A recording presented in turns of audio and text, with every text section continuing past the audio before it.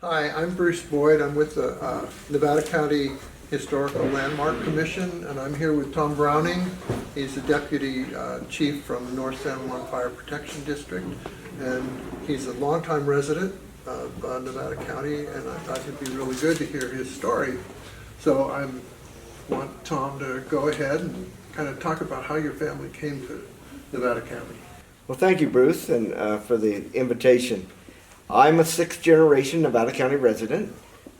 Grew up in the French Corral area near North San Juan. My family moved from Sierra County down to French Corral in 1866. They were farmers. They supported the mining industry with row crops and fruit trees and different products like that. That's how they made their living. We've always had animals on the ranch to sustain the ranch. Cows for beef, cows for milk, chickens with eggs, and all that kind of thing. Been in our family history forever. Did they come from England, or where did they immigrate from? My great-grandmother's side came from France. They were French. Okay. Yeah.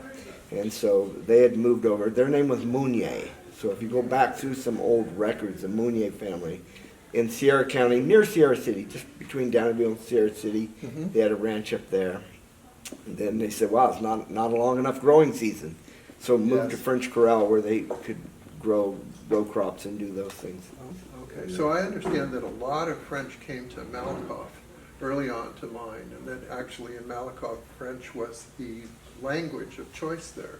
And then I'd also heard that French Corral was called the breadbasket of the ridge, basically, because you could grow fruit trees there and various things like that. Is that part of the early history? Yeah, part of my family's history, one of their major crops was figs.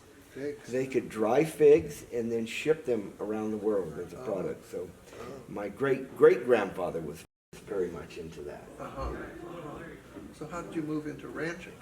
Well, so that was just all part of it. You can't rely on one crop to sustain your livelihood. Yeah. So they grew vegetables in the springtime and summer and sold those to the miners. And actually my great-grandfather, the Browning side of the family, was a teamster. So he drove wagon trains basically across Bridgeport and up to the mine.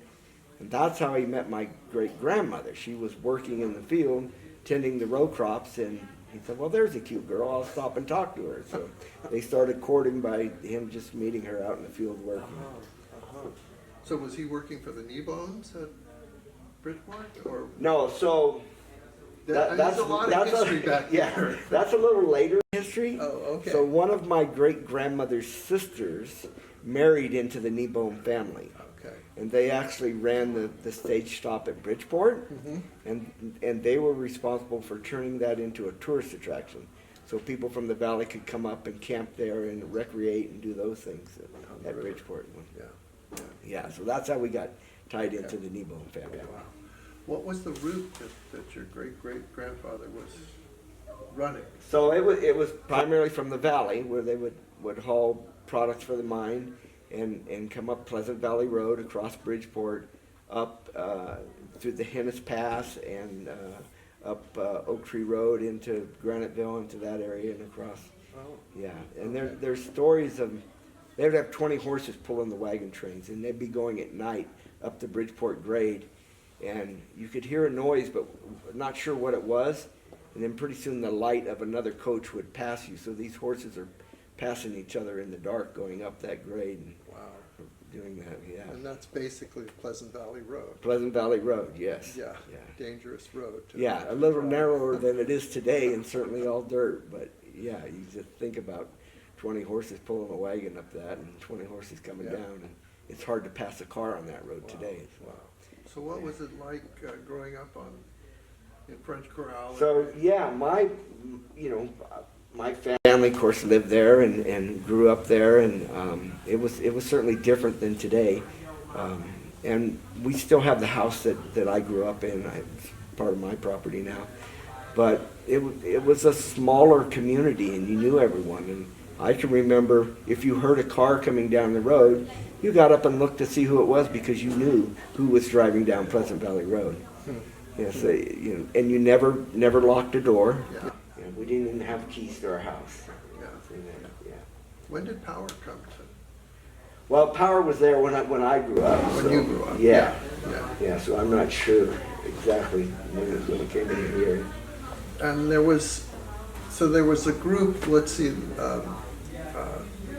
you went to North San Juan schools? Yes. So in the beginning, when I started in grammar school, it was in North San Juan. It was a first grade through the 8th grade. And it kind of interesting, I still remember, we had one school bus. Frank Bigelow was the school bus driver, part of the Bigelow family that has the property at the intersection of Birchville Road and Pleasant Valley Road. Frank had an incredible history. He was a minor league baseball pitcher, and he was a butcher, and he raised cattle. And but he would drive it. It was an old panel van. That was our bus. And for his first stop, he picked up in French Corral, and there was a kid by the name of John Perry, and he was about 6 foot tall in grammar school. So he had to sit in the front because he was a big. So he got the seat. But yeah, so when the bus pulled up, he would have to open his door, fold the seat down so you could walk in. That there's only one door on the side of the panel, and then go back in and sit down in the bus. Yeah. And then you got on at where your grandfather's house was, basically. Well, actually, where my parents' house was, the next house down. Oh. That's where I would be waiting and get on the bus. And first day of school, my mother would be there to take pictures, and Frank would stop the bus and get off and take a picture with me and go into the first grade of school. And I understand, like the Millhouse family, they went to North Columbia School. Where was the divide there? So the school districts have, they're divided by the sections, and they still are today. So, for example, my house where I grew up in as a kid was in the North San Juan School District. My current house, my grandparents' house, which is less than a half mile up Pleasant Valley Road, is actually in the Nevada City School District.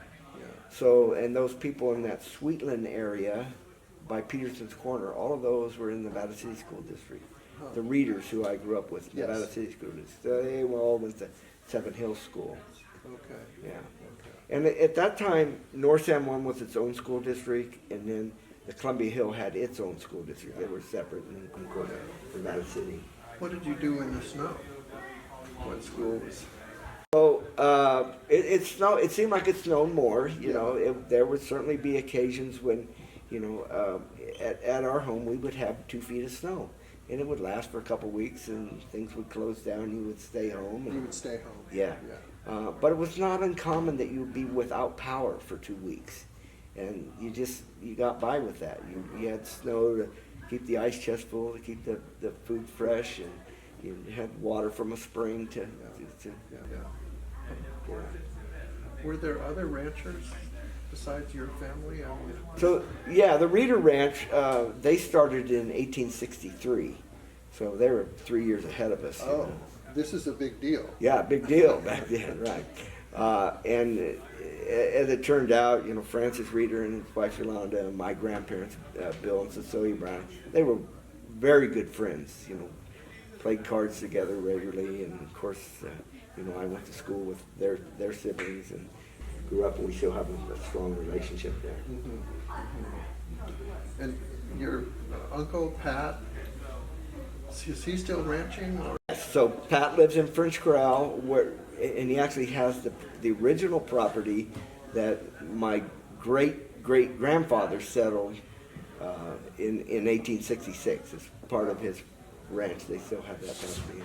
He still raises cows. He has a sawmill and has a dozer, and he's 86 years old and still out working every day. That's great. So when did you decide or get interested in the fire? So, as ranchers, as a young child, we would do vegetation management burns, VMP or prescribed burns. So I got to know fire people and the process. So every year, one of the ranches would have a burn. So This is as a teenager or even younger. Younger. Yeah. So it was just part of life. And so if we were burning our property, then all the other ranchers would come and assist. So then we'd wait 2 or 3 years before we reburned it again, but maybe next year the readers were having a burn and we would all be there burning with them. And then the mill house would have a burn and we would burn with them. So I got interested in prescribed fire and the burning process at a very young age. And it was part of the necessity in order to maintain your ranch. That's Yeah. what you had to do to clear the brush so that you could grow grass, so you could raise cattle. So you were burning pasture, basically. Creating pasture by removing the invasive species. The manzanita, the Scotch broom, that's Yeah. a whole other story. I don't know Yeah. if we're going there, but yeah. Well, that's a good story. I think, you want to tell that story of how Scotch broom kind of, So, there's a lot of stories about Scotch broom, but the world's first long-distance phone line was in French Corral. It went Yes. from French Corral up towards Jackson Meadows in the early days, and it was used to regulate the hydraulic water coming down in order to do the mining that was going on. That was why the phone line was put in. But when my father was part of a local historic society in North San Juan, and they went through some of the old phone records, and they found where the people that owned the ranch where Ananda is now had called Scotland and ordered a plant because they'd been back there on vacation. They thought it was beautiful. So they ordered a live plant, and it was shipped to them to Ananda. There's a lot of stories about it was used for packing of bottles and things of that nature when they came over, and I'm sure that occurred. But the live plant was ordered from the ranch where Ananda is now, and that's what created the spread of what we have today. yeah. Because I heard it was a Forest Service program to, after a fire, that they would plant Scotch broom. But I guess don't think that happened. Yeah. They replant trees, but I don't know that they'd ever planted Yeah. Scotch broom. But it's still A an weed. invasive species that we're dealing with today. Yeah, incredibly flammable. Yeah. Yes, very much so. So then you went to school in Grass Valley? So I started my education in North San Juan. That was the 1st through 8th grade. We had 2 teachers for 8 grades. And in my claim to fame, and I told my kids, I was the smartest kid in the 3rd grade. Because I was the only student in the 3rd grade. So, but I reminded them that I was number 1. You're number 1. In about, I think 1968 or so, the school district was so small, we had just a small number of students, that our board of directors of the school district did an interdistrict agreement with the Nevada City School District. So the grades 5 through 8 all went to Seven Hills School in the Nevada City School District. So when I was in the 6th grade, I started at Seven Hills. So I actually graduated from Seven Hills in the 8th grade, and also received a diploma from North San Juan for graduating from North San Juan. That was a bus ride. A bus ride every day, Every yes, day. yes. Okay, so you didn't then kind of live in Grass Valley No, while you but were going to school? we lived in the same place we lived. Well, Even actually, in we high lived- school? Even in high school, yes. Yeah. Interesting. So when did you graduate from? So I graduated in 1974, yeah, and then went to Sierra College, and my job through high school, I worked for Marion Godoti, well known, the Godoti Foundation. She owned a cattle ranch on Pitney Springs in Pleasant Valley, and I worked there for 6 years. So I worked there after school and on weekends, irrigating, maintaining the ranch, and doing those things that I did at home for nothing, and I got paid. And I think I was getting like $1.25 an hour. It was a big deal, and worked my way through there. In 1974, as soon as I graduated from high school, I got a job with the California Division of Forestry, CDF, or CAL FIRE that we call it now. Yeah. And part of that was I knew the ranger, who's now called a battalion chief. And when I submitted my application, he said, "Oh, you're one of the ranch boys that help us out on prescribed burns." So myself and Bob Reeder, we both got a job at Columbia Hill and worked at that station. And so I would work there during the summer, and then in the fall, I went back and worked at the ranch for Marion Godoti. And actually lived in the cabin there it was the old milking house for the old barn, and I lived there and kind of did some supervision for her, and And then I was going to Sierra College, so I'd get up early in the morning, go out and change the irrigation, and drive to Sierra College, and come back in the afternoon and change the irrigation again. And So what's work early in the morning for a rancher? Well, you get up at 5 and go out and Yeah. do the work. So. Yeah. Yeah, I mean, there was no Sierra College in Grass Valley then, so you had to drive to the Rockland campus. So was there any CAL FIRE training that you went through in those early years? Oh yeah, so before you went on, it's similar to today, you have to go through a basic wildland training. So before you went to the station, you went to an academy per se. Oh. And that was held at Higgins Corner in those days. And Oh, so okay. we'd go to that, and for beginning firefighters, it was a 2-week academy that you went through before they assigned you to the station. And I never forget my first day assigned at Columbia Hill. We go up there and we have our things, and they're orientating us to what the process is.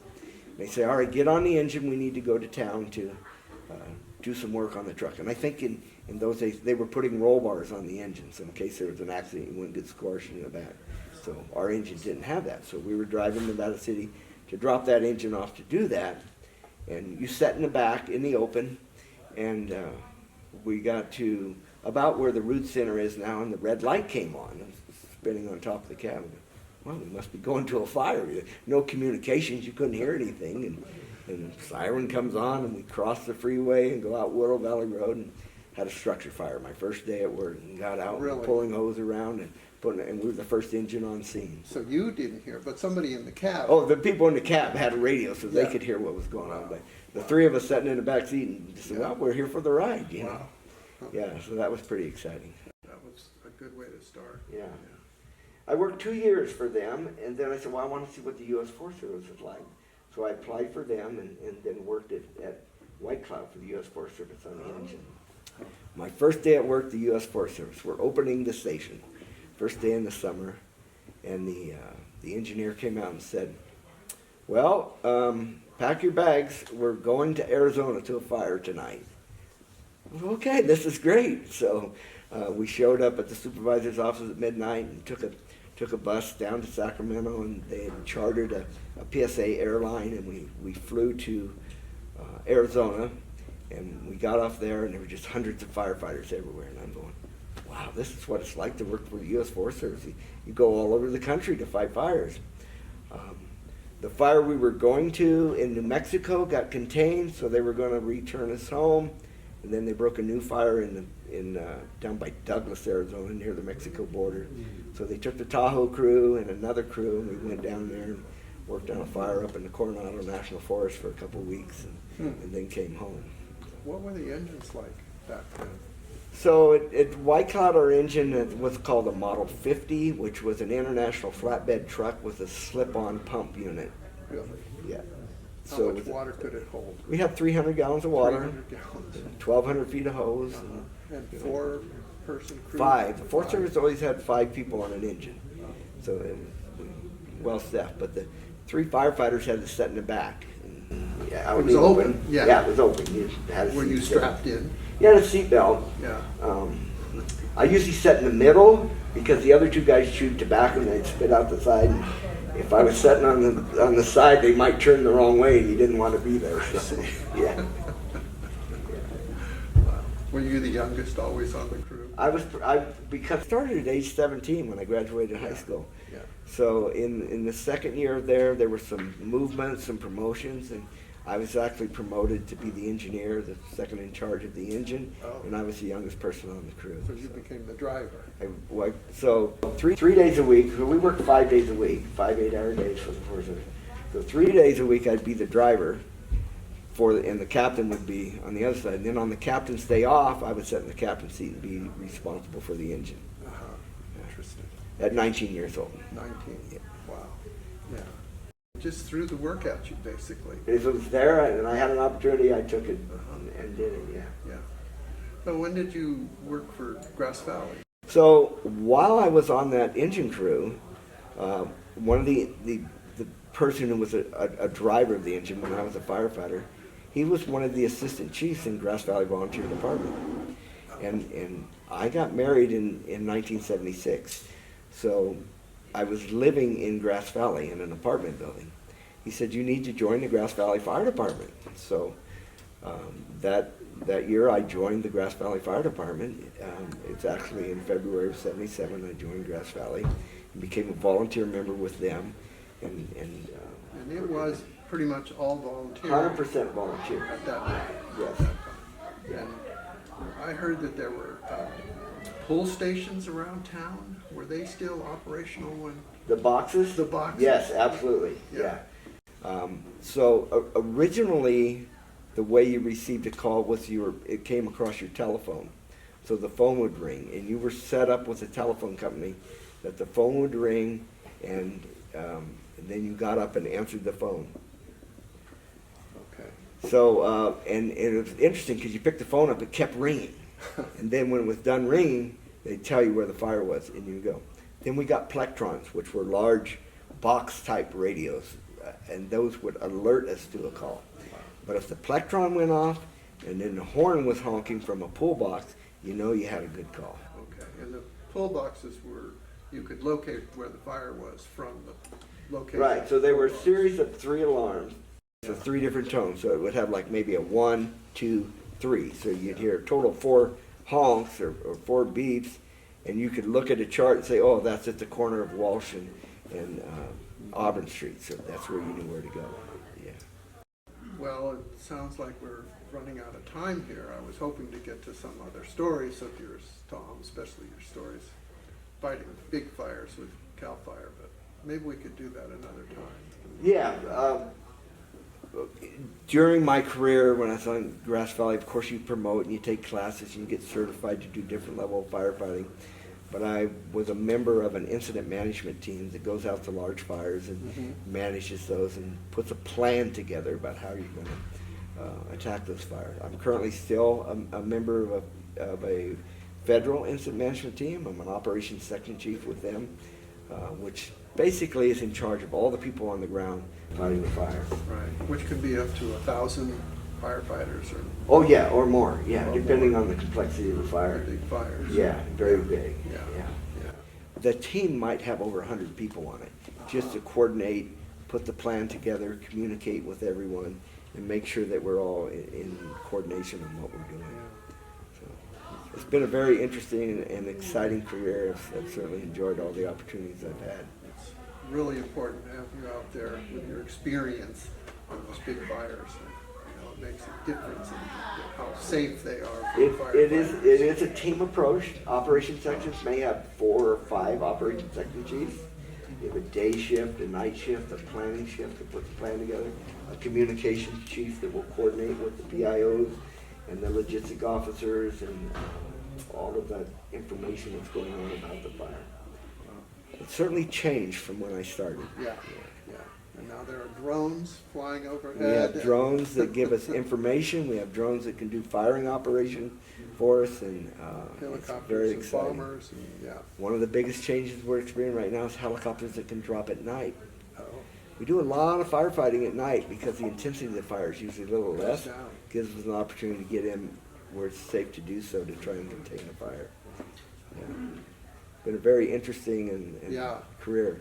Yes. And I certainly enjoy my time with North San Juan. It's Right. it's still a volunteer organization, paid call, if you will. But we have 34 people on the roster right now. 2 new people showed up last night to put their application in to be part of the organization we have to protect our community. And probably what drives me the most is to see young people come in and want to learn. Yes. And that inspires me. I know the reputation of the training program at North San Juan is fantastic. We're doing a very good job. Yeah. And it's really tough for people that work a full-time job Yeah. to come in on every Wednesday night and train and then sign up and cover shifts so we maintain coverage for the district. We have a great group of people there. And it usually means that the family is supportive too. of They that. have to be, yeah. We always say your family comes first, your job comes second, and then the volunteer fire department comes third. And that's all true unless there's a fire and then it becomes first. And everything else goes second. Well, whenever I ask one of those volunteer firefighters why they do it, they said it's because I want to serve my community, and it's just it's a wonderful spirit. Yes. It's really wonderful. Yeah. Well, thank Yeah. you, Tom. Well, thank you for having me. I certainly enjoyed it. think this has been really good. And I'd really like to get to hear your story about sheltering in place in that fire up by Shasta. That was a little exciting for you. Absolutely. Sometime we'll do that. All right, very Okay. good. Yeah, Thank you. yeah. All right, Billy.